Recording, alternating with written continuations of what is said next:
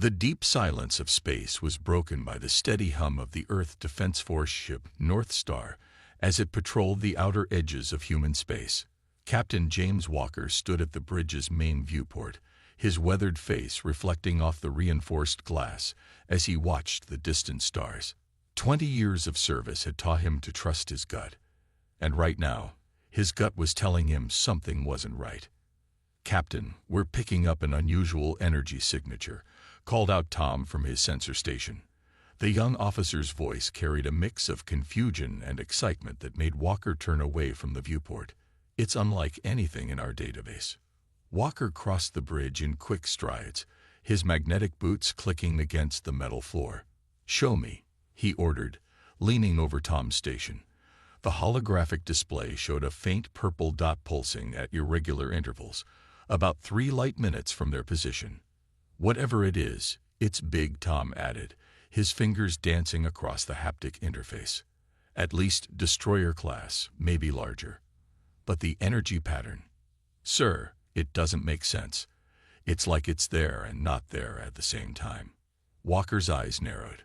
The Earth Defense Force had cataloged every known ship signature in explored space. Even the mysterious Dominion ships, with their advanced technology, had recognizable patterns. This was something new. "Plot an intercept course," Walker commanded. "But keep us at a safe distance. Notify medical to prep for possible containment scenarios, and get engineering ready for anything." He keyed the ship-wide comm. "All hands. This is the captain. Battle stations. This is not a drill." The North Star's engines hummed louder as the ship changed course. The crew moved with practiced efficiency, but Walker could sense their tension. Everyone knew about the Dominion threat, the aggressive alien empire pushing steadily toward Earth space. Every unusual contact could be a prelude to invasion. As they drew closer, the ship's primary sensors began gathering more data. The mystery vessel was massive, easily twice the size of the North Star. Its hull was dark, seemingly absorbing light rather than reflecting it. The shape was like nothing Walker had ever seen. Organic curves blended with geometric patterns that seemed to shift when viewed too long. "Sir," called Lisa from the engineering station, "the power readings. They're impossible." Her voice trembled slightly. "According to these readings, the ship is generating more energy than it's consuming. That violates at least 3 laws of physics." Walker felt a chill run down his spine. "Life signs?"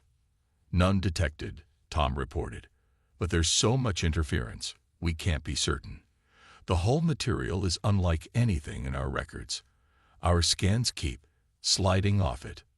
The North Star drew alongside the mysterious vessel, close enough now that it filled the main viewport.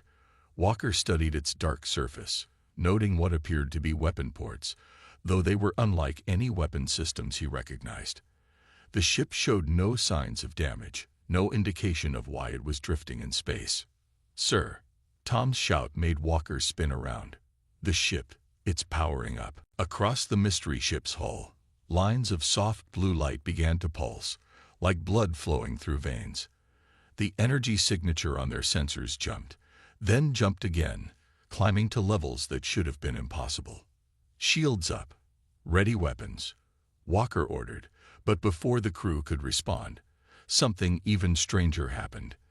The mystery ship's energy signature stabilized, and a signal began broadcasting on all frequencies. "It's English," Lisa said incredulously, checking her readings. "Sir, we're receiving a transmission in perfect Earth standard." Walker hesitated only a moment. "Put it through." The bridge speakers crackled, and a calm, artificial voice filled the air. "To any Earth Defense Force vessel receiving this transmission, we are designation Temporal Defense Ship Paradox. We come with warning and purpose. The future of humanity depends on what you do next." The message repeated, and Walker felt the weight of history settling onto his shoulders. He'd heard stories of first contact, of discoveries that changed the course of human development. Somehow, he knew this was one of those moments. "Sir," Tom called out, his voice tight with excitement, I'm detecting a match in the ship's atomic structure. The base materials. They're from Earth. This ship, whatever it is, was built by humans. Walker stared at the impossible vessel through the viewport. A human ship that violated the laws of physics. A vessel that claimed to come with warnings about the future. It shouldn't exist, but it did. And it was here. Open a channel, Walker commanded. As the comm officer complied, he straightened his uniform and cleared his throat. This is Captain James Walker of the Earth Defense Force vessel North Star. We receive your transmission. Paradox. What warning do you bring? The response was immediate, and what they heard made every person on the bridge freeze. The artificial voice spoke clearly. The Dominion fleet approaches Earth with weapons that will pierce any defense we currently possess. They will arrive in 30 days. This ship contains the technology required to save humanity, but time is critical. Captain Walker, you are authorized to board. You will find proof of our origin and purpose in the main computer core. But be warned, what you learn will challenge everything you believe about the nature of reality. Walker looked around at his crew. He saw fear in their eyes, but also determination. They all knew about the Dominion threat. Earth's best analysts had predicted an attack was coming, but no one had expected it so soon. Assemble a boarding team, Walker ordered. Full containment protocols. I want engineering and science personnel with combat training. He turned to his XO. Keep the ship at battle readiness. If anything goes wrong, you get out of here and warn Earth. As the boarding team prepared, Walker stared at the mysterious vessel, this paradox that claimed to be from humanity's future. In 20 years of space service, he'd seen many strange things, but nothing like this. A ship that broke the laws of physics, broadcasting warnings of doom in perfect English. It was either humanity's salvation or the most elaborate trap ever conceived. The boarding team reported ready, and Walker headed for the shuttle bay. With each step, questions tumbled through his mind. If the ship was really from the future, why appear now? Why here? And most importantly, what kind of desperate situation would drive humans to build something that defied the very laws of physics? As his team's shuttle approached the Paradox Atoll, Walker thought he saw something in the strange patterns, a familiarity he couldn't quite place. The ship shouldn't exist. Everything he knew about science said it was impossible, yet here it was. And soon, he would learn either humanity's greatest hope or its final doom. The shuttle's docking clamps engaged with a solid thunk against the Paradox's hull. Walker checked his suit's seals one final time and nodded to his team. Remember, he said, whatever we find in there changes everything. Stay sharp, stay focused, and stay together. Let's go make history. The airlock cycled, and humanity's first step into an impossible future began. The inside of the Paradox was unlike anything Walker and his team had ever seen. Their helmet lights revealed corridors that seemed to shift and change as they walked, surfaces that rippled like water yet felt solid under their boots. The air was breathable, according to their suit's sensors, but no one dared remove their helmets. Engineering team, report. Walker spoke into his comm as they moved deeper into the ship. Dr. Emily Reed, Earth's youngest quantum engineer, responded with barely contained excitement in her voice. Captain, these readings are amazing. The walls aren't just metal. They're in some kind of quantum flux state. It's like they exist in multiple places at once. She waved her scanner over a nearby panel. And the power readings, they're off the charts, but I can't find any fuel source. The team made their way to what appeared to be the bridge. The room was circular, with empty control stations arranged in a pattern that somehow felt familiar despite its alien design. In the center stood a holographic projection system, currently dark. See if you can power it up, Walker ordered. The engineering team spread out, examining the strange controls. Dr. Reed approached what looked like the main console, her hands hovering over its surface. It's warm, she said, surprised. And I think it's recognizing my presence. The console's surface began to glow with a soft blue light, spreading out from where her hands hovered. Suddenly, the holographic system in the center of the room burst to life. A figure appeared. A human figure. It was an older man wearing what looked like a modified Earth Defense Force uniform. His image flickered slightly as he spoke. If you are seeing this, then the Paradox has successfully made contact with an Earth Defense Force vessel. I am, or was, Admiral Thomas Cooper, Earth Defense Force, year 2157. The hologram paused, as if gathering thoughts. What I'm about to tell you will sound impossible, but every word is true. Walker felt his heart rate increase. 2157 was 30 years in the future. The hologram continued. The Dominion attacked Earth in 2025. With their quantum phase technology, they bypassed all our defenses. We lost billions in the first wave. Those who survived, we learned. We adapted. We stole their tech, improved it, and did what humans do best. We made the impossible possible. Dr. Reed had stopped working, her full attention on a hologram.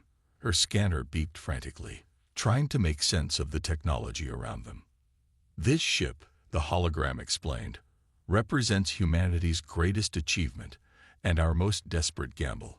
We broke the laws of physics because we had to. The hull exists in quantum superposition, making it virtually indestructible. The power core draws energy from parallel universes. The weapons, they don't just destroy targets, they erase them from existence. Walker's team exchanged glances. This sounded like science fiction, yet they were standing inside the proof. But our victories came too late. The hologram continued. Earth was already lost. So we made a choice. We built this ship not just to break the laws of physics, but to break the laws of time itself. We're sending it back, giving our past selves, giving you, a fighting chance.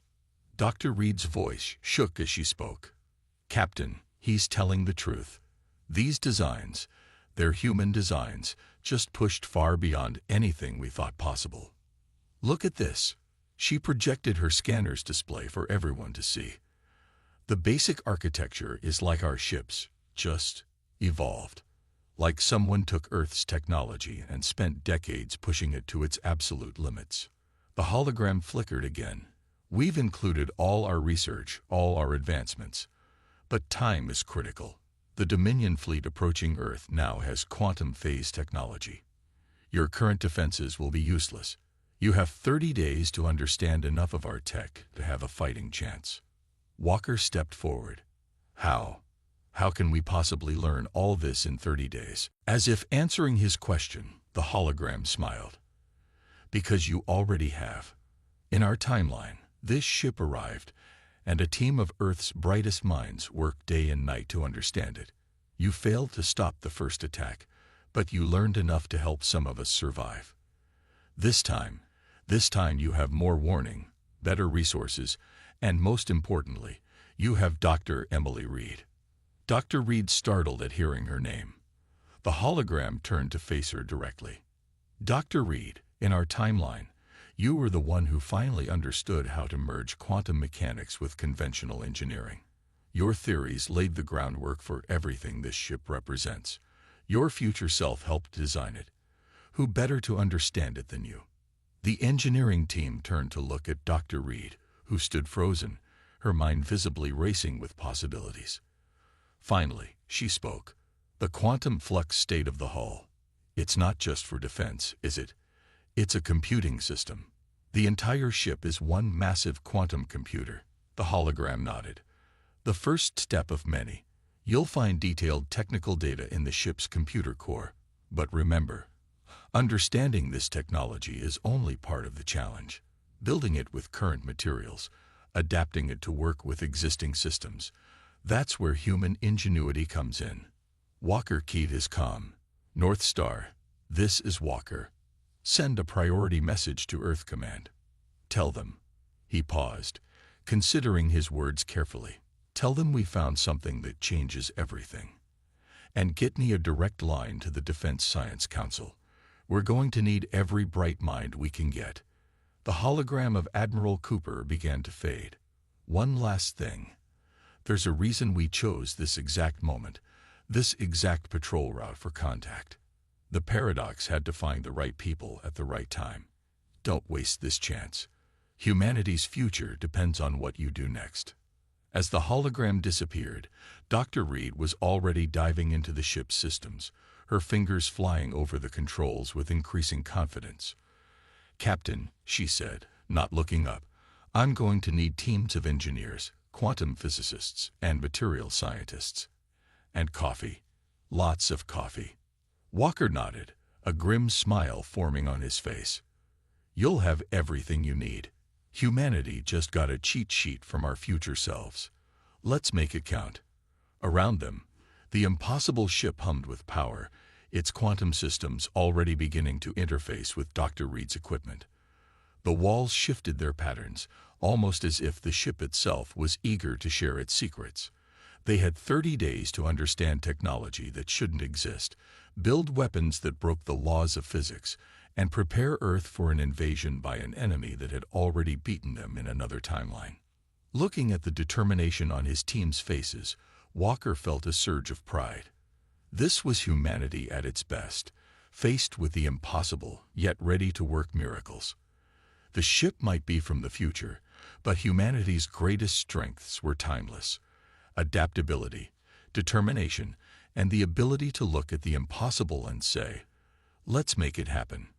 Dr. Reed looked up from her work, her eyes shining with excitement. "Captain, you're not going to believe what I'm seeing. The quantum core. It's not just breaking the laws of physics. It's rewriting them." 20 days had passed since the discovery of the paradox, and Earth's finest minds were working around the clock inside a hidden facility near the lunar base. Dr. Reed hadn't slept properly in days, her eyes red-rimmed as she stared at the holographic display showing their latest failed test. "No, no, no," she muttered, running her hands through her messy hair. "We're still thinking too conventionally. The power core isn't just generating energy, it's pulling it from somewhere else." She turned to her team, who looked just as exhausted as she felt. "We need to stop trying to build a better engine and start thinking about holes in reality." Captain Walker watched from the observation deck as another test chamber exploded, the reinforced walls containing the blast. That was the 12th failure today. 10 days remained until the predicted Dominion attack, and while they'd made progress, they were still far from replicating the paradox's technology. "Dr. Reed," he called over the comm, "maybe it's time for a break. Fresh eyes might."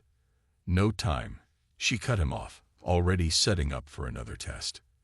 "The answer's right here, we're just not seeing it." She pulled up the original scans from the paradox. "Look at these patterns in the power flow. They're not random. They're like waves in a pond, but the ripples go inward instead of outward." One of her assistants, Mike, stepped closer to the display, like it's pulling energy toward it instead of pushing it out. "But that's..."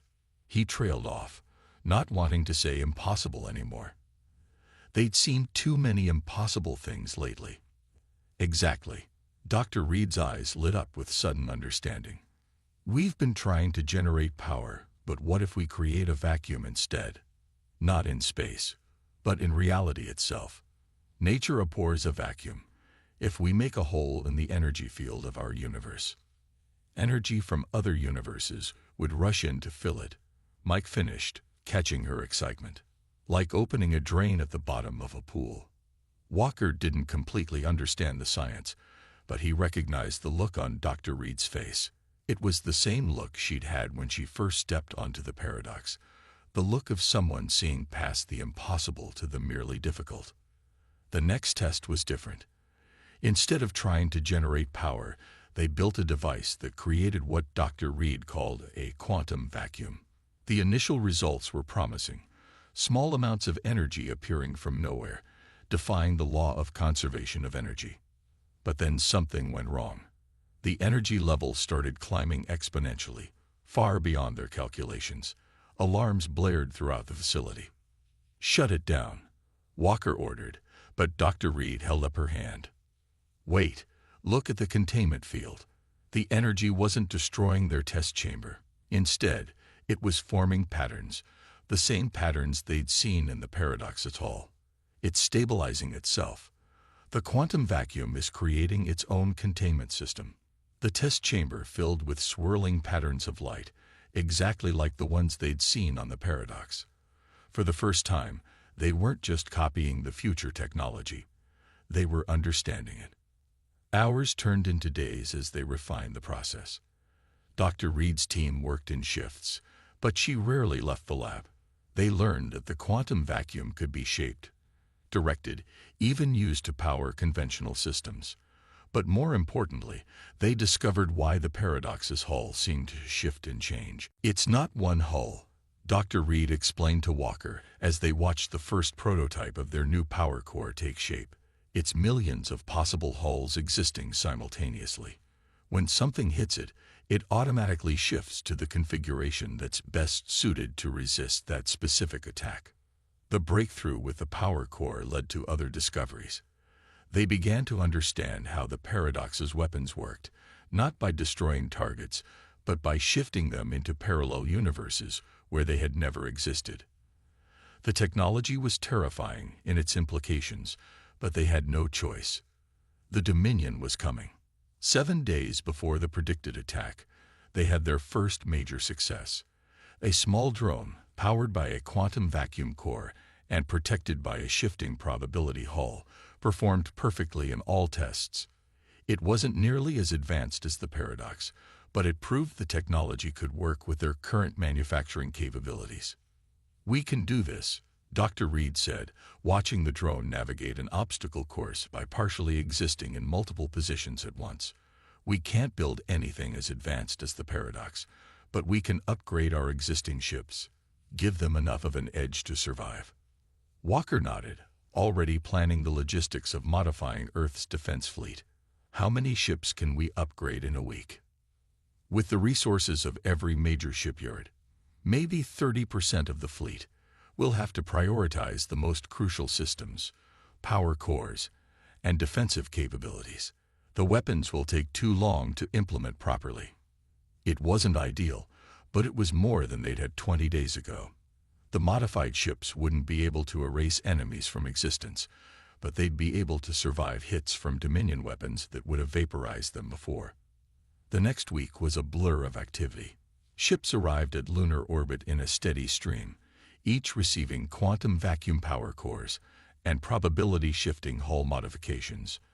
Dr. Reed's breakthrough had been adapted into a form that current technology could support, even if it wasn't as elegant as the paradox's systems. Through it all, the mysterious ship from the future sat in its secure dock, still revealing new secrets every day.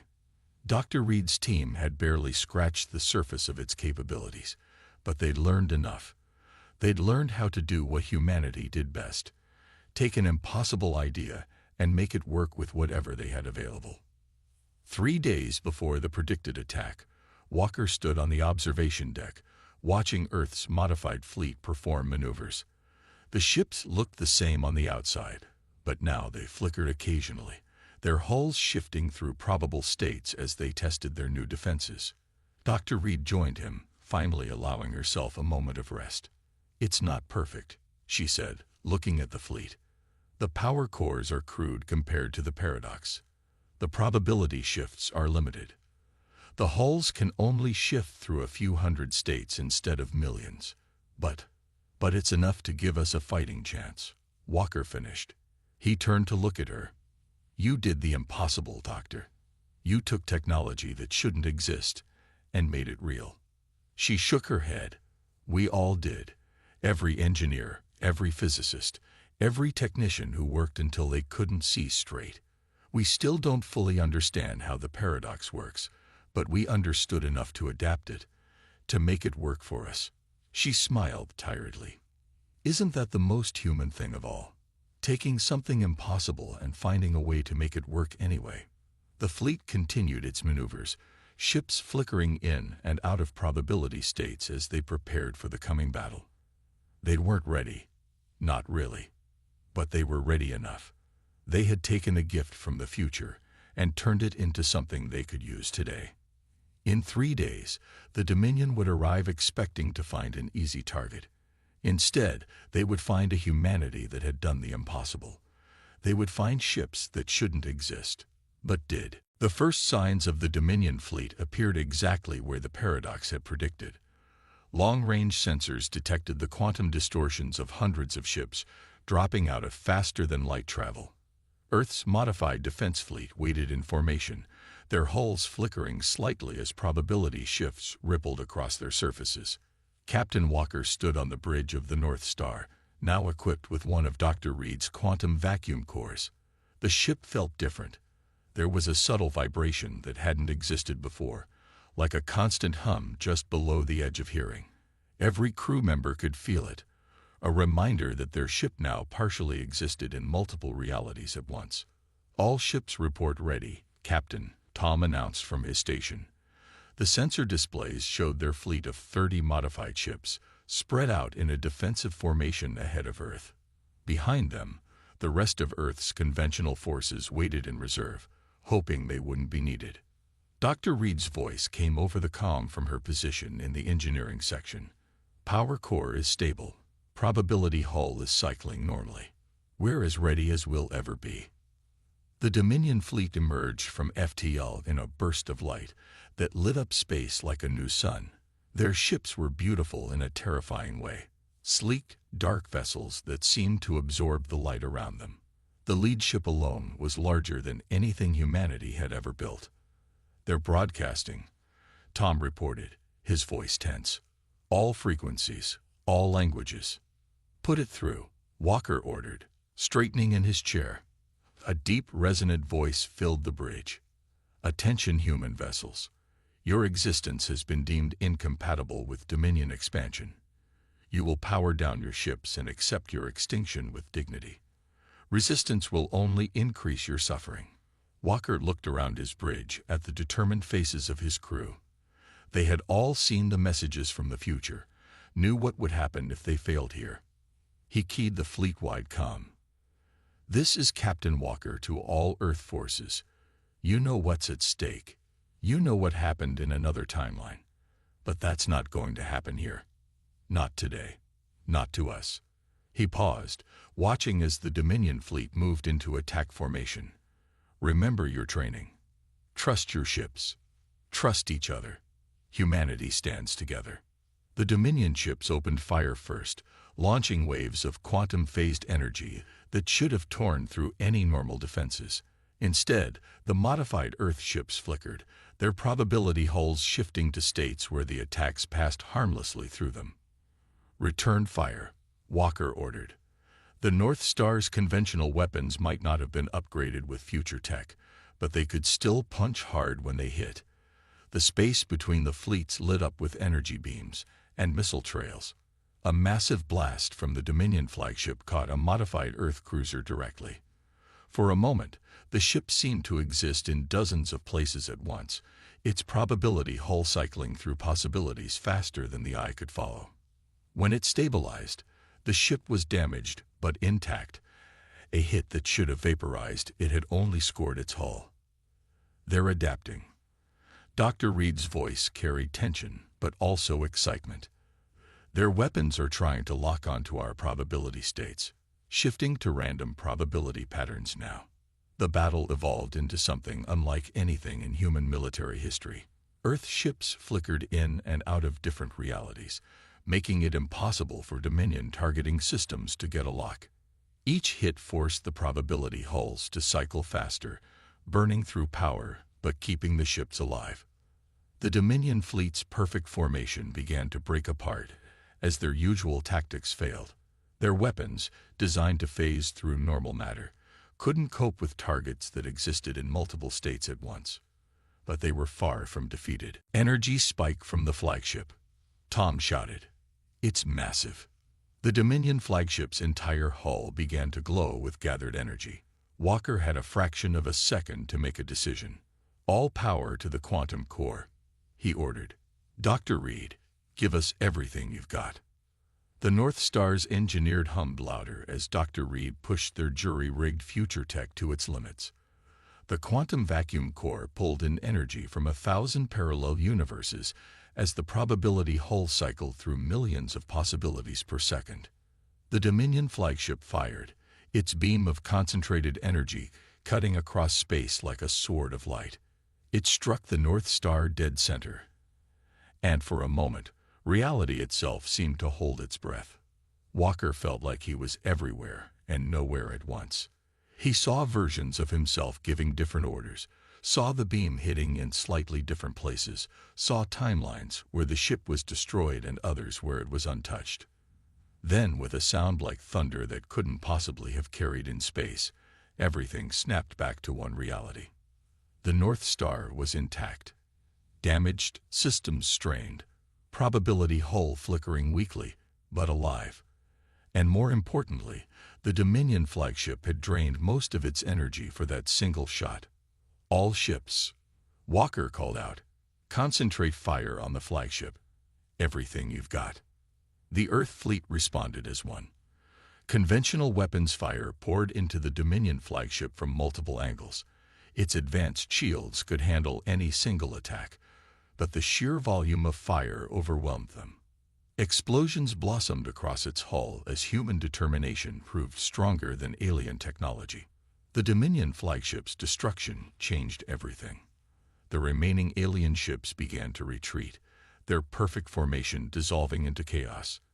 They had never expected their supposedly inferior opponents to survive, let alone fight back effectively. As the Dominion fleet fled back into FTL, chased by the cheers of Earth's defenders, Walker slumped in his chair. They had done it. They had changed the future. Dr. Reed's tired voice came over the comm. "Captain, you need to see this." She sounded puzzled. "The quantum core. It's stabilized into a new configuration. It's more efficient now, more stable. It's like the battle taught it how to work better." Walker thought about the moment when the flagship's beam had hit them, how he had seen multiple realities at once. "The technology isn't just from the future," he said slowly. "It learns. It adapts, just like we do." He looked out at the starfield where the Dominion fleet had vanished. They would be back, he knew, but Earth would be ready. They had taken technology that shouldn't exist and made it their own. They had faced the impossible and found a way to make it work. The North Star turned toward Earth, its probability hull still flickering softly. In the engine room, Dr. Reed was already thinking about improvements to the quantum core. In space behind them, repair ships moved to assist damaged vessels, while the conventional fleet celebrated their survival. Humanity had done what it did best, taken an impossible situation and refused to accept it. They had proven that determination and ingenuity could overcome any obstacle, even the laws of physics themselves. The future was no longer set. They had changed it with a ship that shouldn't exist, but did. 3 months after humanity's first victory over the Dominion fleet, the paradox still held mysteries that Dr. Reed and her team worked to understand. But now they worked with confidence instead of desperate haste, knowing they had changed the timeline they'd been warned about. Walker walked through the lunar base's main research facility, where ships were being upgraded with improved versions of the quantum technology. The original 30 modified ships had become hundreds, each one better than the last as they learned more about how the impossible technology worked. "Captain," Dr. Reed called out as he entered her lab. She looked different now. Rested, confident, excited rather than desperate. "You're just in time. We finally decoded another section of the Paradox database, and you're not going to believe what we found." She led him to a secure viewing room, where a holographic display showed what looked like tactical data. "These are the Dominion's main staging areas," she explained, pointing to various points of light. "The Paradox didn't just bring us technology. It brought us their entire strategic database from 30 years of war." Walker studied the display with growing appreciation. Their supply lines, their production facilities, their command structure, everything, Dr. Reed confirmed. But that's not the best part. She touched a control, and the display changed to show detailed technical schematics. These are the Dominion's own quantum phase designs, the ones they were going to use against us, the ones they're probably developing right now. Walker understood immediately. We can counter them before they're even built. Better than that. Dr. Reed's eyes sparkled with excitement. We can improve them. The Dominion thinks in straight lines. If something works, they keep doing it the same way. But humans, we look at technology and see possibilities. Their quantum phase tech was powerful, but rigid. Ours adapts, learns, grows. She brought up another display, showing the modified Earth fleet in formation. The ships no longer flickered visibly. They had learned to control their probability shifts with precision. Every battle, every test, every challenge makes the technology better. The quantum cores learn from experience, just like we do. The Dominion couldn't understand that. It's why they lost in both timelines. Walker remembered something the hologram of Admiral Cooper had said about humanity's greatest strengths. We don't just use technology, he said slowly. We improve it. Make it our own. Exactly. Dr. Reed pulled up more displays showing the progress they'd made. Look at these efficiency readings. Our quantum cores are already more advanced than the ones in the paradox, just in different ways. We traded raw power for adaptability, precision for flexibility. We made them work with what we have instead of trying to copy exactly what we saw. The displays showed more than just military applications. The quantum technology was being adapted for civilian use. Medical scanners that could detect problems across multiple probability states, power systems that could support entire cities with clean energy pulled from parallel universes, communication systems that could transmit data instantly across any distance. We're not just surviving now, Dr. Reed said softly. We're growing, advancing. The Dominion wanted to wipe us out because they thought we were primitive. Instead, we've taken their best technology and made it better. An alert sounded, and both of them turned to the tactical display. Long-range sensors had detected another Dominion fleet, larger than the first, approaching from a different vector. They're testing our defenses, Walker noted, looking for weaknesses. Dr. Reed nodded. They'll find something very different from what they expect. She brought up the status of Earth's defense fleet. Hundreds of ships now carried quantum technology, each one different, each one adapting and improving in its own way. Humanity's greatest strength isn't our technology. It's our creativity, our ability to look at something impossible and find a way to make it work. The Earth Defense Fleet moved into position, their formation loose and fluid, ready to adapt to whatever the Dominion threw at them. Walker headed for the shuttle that would take him back to the North Star, but paused at the door. Dr. Reed, he said, do you think we'll ever fully understand how the paradox works? She smiled. Maybe not. But that's not really the point, is it? We didn't need to understand everything. We just needed to understand enough to make it work our way. That's what makes us human. Hours later, as the second Dominion fleet approached, Walker stood on his bridge and felt the familiar hum of the quantum core. It wasn't the desperate vibration from their first battle. Now it was a steady pulse, like a heartbeat. The ship wasn't just using the technology anymore. It had integrated it, made it part of itself. All ships, battle formations, he ordered. Around the North Star, Earth's fleet moved with practiced precision. Some ships flickered with probability shifts, while others remained solid, each using the quantum technology in their own unique way. They weren't copying the future anymore. They were building their own. The Dominion fleet emerged from FTL, their ships still impressive, but no longer terrifying.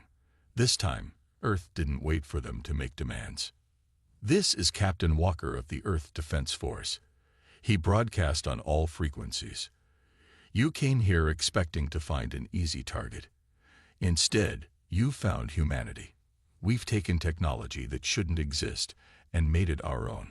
We've looked into the face of impossible odds and found a way to overcome them. You can retreat now, or you can learn firsthand why that was a mistake. The Dominion ships opened fire, their weapons still powerful, but no longer unstoppable. Earth's fleet responded with a display of technological creativity that would have been impossible 3 months ago. Each ship used its quantum systems differently, creating a defense that couldn't be predicted or countered. As the battle began, Walker thought about the paradox, still sitting in its dock, still holding secrets they hadn't discovered yet. But they didn't need all its secrets anymore. They had taken what it offered and built something new, something uniquely human. The future was no longer written. They had changed it not just with technology that shouldn't exist, but with humanity's greatest strengths: adaptability, creativity, and the determination to face the impossible and make it possible. As his fleet engaged the Dominion ships, Walker smiled. They had done more than save themselves from extinction. They had proven why humanity deserved to survive, to grow, to reach for the stars. They had taken a warning from the future and turned it into hope. The North Star's quantum core hummed with power as it led Earth's fleet into battle. They were writing their own future now, with ships that shouldn't exist, but did.